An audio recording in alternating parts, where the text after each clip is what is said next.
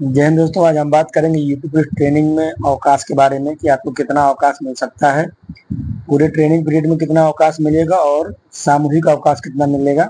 ठीक है, पहले तो जान लीजिए कि आपको ट्रेनिंग पीरियड में कोई भी अवकाश दे नहीं है। ठीक है, ये आपके इमरजेंसी के लिए, विषम परिस्थिति के लिए अवकाश रखा गया है।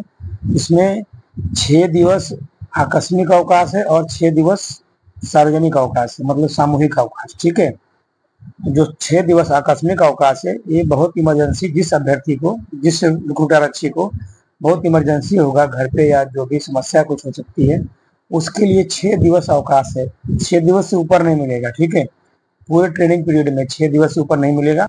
तो 6 दिवस उसी के लिए है जिसको बहुत इमरजेंसी होगा, वही छुट्टी ले सकता है, 1 दिवस या 2 दिवस करके। पूरे ट्रेनिंग पीरियड में 6 दिवस से ऊपर नहीं ले सकता है। ठीक, 6 दिवस अगर आपके ट्रेनिंग पीरियड में अवकाश रखा गया है, आकस्मिक अवकाश, ऐसा नहीं कि सभी रिक्रूटर अच्छी को उस अवकाश का उपभोग करना है, ऐसा नहीं है।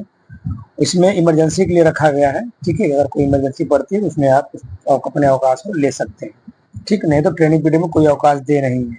ठीक है, आप ये सोच के मत चलिएगा कि नहीं मेरा 6 दिवस अवकाश है, मैं इसको काट लें। ठीक है, इस 6 दिवस अवकाश को काट लें, ऐसा मत सोच के चलिएगा।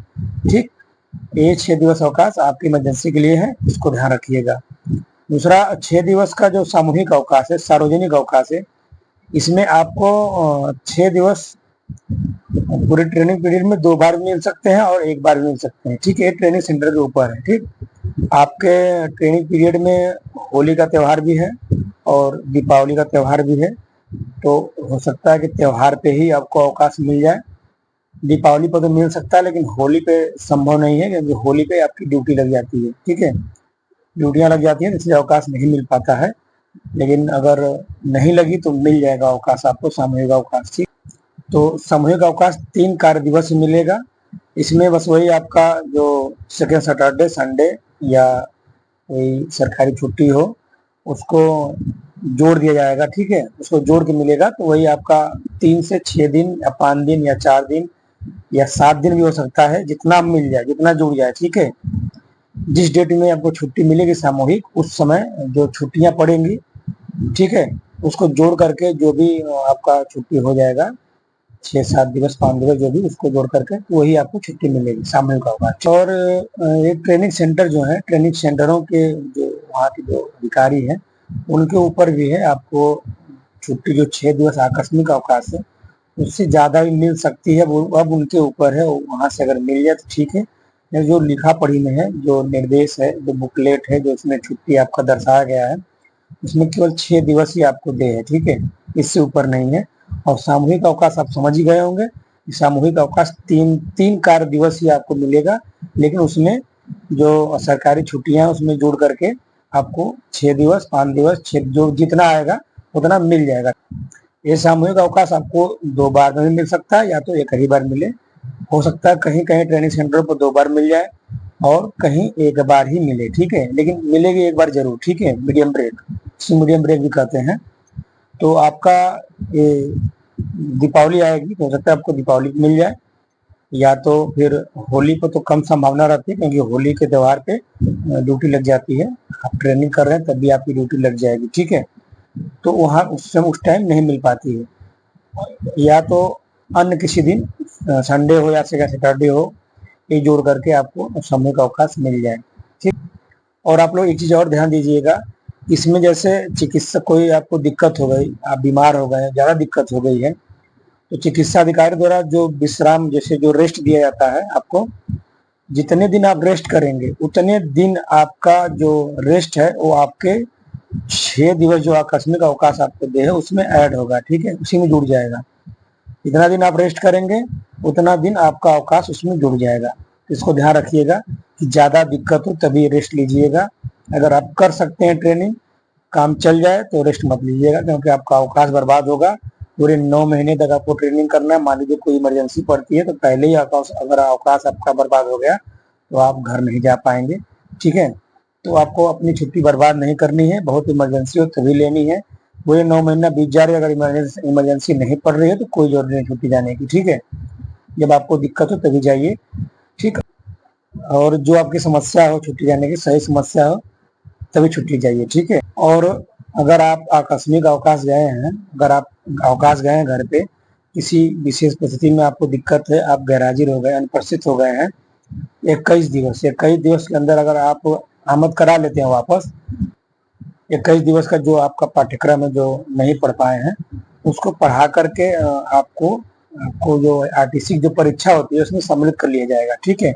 हाँ, लेकिन जो जो आप गैरहाजिर रहेंगे, जो अनुपस्थित रहेंगे, उसका ठोस कोई रिकॉर्ड होना चाहिए। कि मान लीजिए अगर आप बीमार हैं तो उसका जो मेडिकली कागजात वगैरह हैं वो आपके पास रहना चाहिए, जांच के समय सही साबित हो, ठीक है। अगर ऐसा नहीं है, अगर आप बिना किसी समस्या के आप घर पे हैं, गैरहाजिर हैं, अनुपस्थित हैं, तब आप अनुपस्थित माने जाएंगे, ठीक है। नहीं तो 21 दिवस के अंदर अगर आप आ जाते हैं तो आपको जो कालांश जो कम है उसको फिर से पूरा करवा करके, अलग से क्लास लेकर के पूरा करवा करके आपको अंतिम परीक्षा में, आरटीसी की अंतिम परीक्षा में सम्मिलित कर लिया जाएगा। लेकिन इतना ध्यान रहे, जब भी आप गैरहाजिर होंगे तो आपके पास ठोस रिकॉर्ड होना चाहिए, ठीक है। नहीं तो कोई जरूरी नहीं कि आप बिना मतलब के गैरहाजिर हो, ठीक। किसी को होना नहीं चाहिए गैरहाजिर, ठीक है। ट्रेनिंग है 9 महीने की, बीत जाएगी, परेशान नहीं होना। देखिए इसमें ये जो आपका पाठ्यक्रम का बुकलेट है, पढ़ सकते हैं उसको। इसमें ये भी दिया है कि अगर आप कोई झूठा तथ्य दे करके अवकाश जाएंगे तब भी आपके लिए दिक्कत है, और कोई झूठा तथ्य मिल जाएगा और 15 दिवस से ज्यादा आप अनुपस्थित रहेंगे, ठीक है, बिना किसी अनुमति या बिना किसी अवकाश के आप अनुपस्थित रहते हैं, या तो अवकाश जाते हैं, अनुपस्थित हो जाते हैं, और आपका जो भी मेडिकली या जो भी समस्या अगर दिखाएंगे, अगर वो झूठा साबित होता है तो आपको ट्रेनिंग से बाहर कर दिया जाएगा, ठीक है। तो इसे अनुशासनहीनता मानते हुए आपके ऊपर जो भी कार्रवाई की जाएगी, ठीक है। तो ऐसा आप मत करिएगा। अगर आपको इमरजेंसी हो तभी छुट्टी जाइएगा, ये नहीं अगर बगल वाला अगर अवकाश जा रहा है तो हम भी सोचे कि हम भी जाएं, ऐसा नहीं है, ठीक है। आपके 9 महीने बीत जाएंगे, आपको पता नहीं चलेगा। जब आपको इमरजेंसी हो तभी आप छुट्टी लगाइए और जाइए घर, ठीक है। नहीं तो अगर किसी का देख के नहीं जाना है कि अगर दूसरा कोई जा रहा है तो हम भी जाएं, ठीक, कोई झूठा बहाना बना करके, ठीक है। और आपके ट्रेनिंग सेंटर के ऊपर है, और आपके ट्रेनिंग सेंटर पर अगर अवकाश सबको मिल रहा है, सभी लोग जा रहे हैं ऐसे, तो कोई दिक्कत नहीं, आप भी जाइए। लेकिन कोशिश करिए कि गलत सूचना दे करके छुट्टी मत जाइएगा, ठीक है।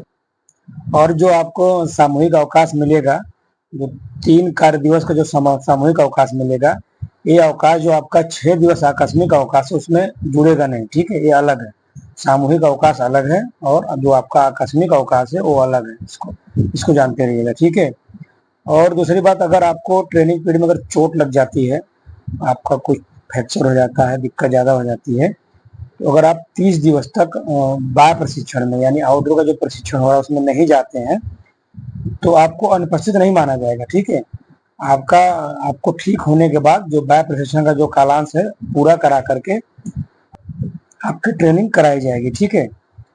और ज्यादा दिक्कत होगी तब, ज्यादा दिक्कत हो जाती है, आपको चोट लग जाती है, आपका पैर वगैरह या कुछ फ्रैक्चर हो जाता है, तब के लिए है कि अगर आप आउटडोर में नहीं जा पाते हैं तो तब ये आपका बाद में पूरा करा करके आपको अंतिम परीक्षा में सम्मिलित कर करके आरटीसी आपकी पूरी कर ली जाएगी, ठीक है। आप बाहर नहीं होंगे, लेकिन ये 30 दिवस का समय है। अगर ज्यादा दिक्कत हो गई है, 30 दिवस से ज्यादा समय भी नहीं सही हो पाएगा, तब आपको बाहर कर दिया जाएगा, ठीक। तो बस अवकाश का लेखा जोखा यही है, ठीक है। इसको और अगर आप अपने से पढ़ना चाहते हैं तो आपके पाठ्यक्रम में दिया गया साफ साफ पढ़ सकते हैं। अगर आपको पाठ्यक्रम नहीं मिल रहा है तो मेरे टेलीग्राम ग्रुप पे जा करके देख सकते हैं, ठीक है। और अवकाश का एप्लीकेशन अगर आप भी नहीं लिख पाते हैं तो मेरे टेलीग्राम ग्रुप में जाइए और अवकाश का एप्लीकेशन कैसे लिखा जाता है देख लीजिए, ठीक है।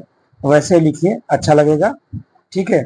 और अवकाश का एप्लीकेशन जब भी लिखिए तो अगर जो सादा पेपर आता है, सादा पेपर पे आप एप्लीकेशन जब भी लिख रहे हैं तो नीचे जगह छोड़िए, आपको अवकाश देने के लिए, फॉरवर्ड करने के लिए कम से कम जगह रहना चाहिए, ठीक है। ये नहीं कि पूरा आपका एप्लीकेशन ही पूरा पेज भर दे, ऐसा एप्लीकेशन नहीं लिखना है। आप डेमो देखना चाहते हैं तो मेरे टेलीग्राम ग्रुप पे जाइए, अवकाश एप्लीकेशन पढ़ा है उस पर देख सकते हैं, ठीक।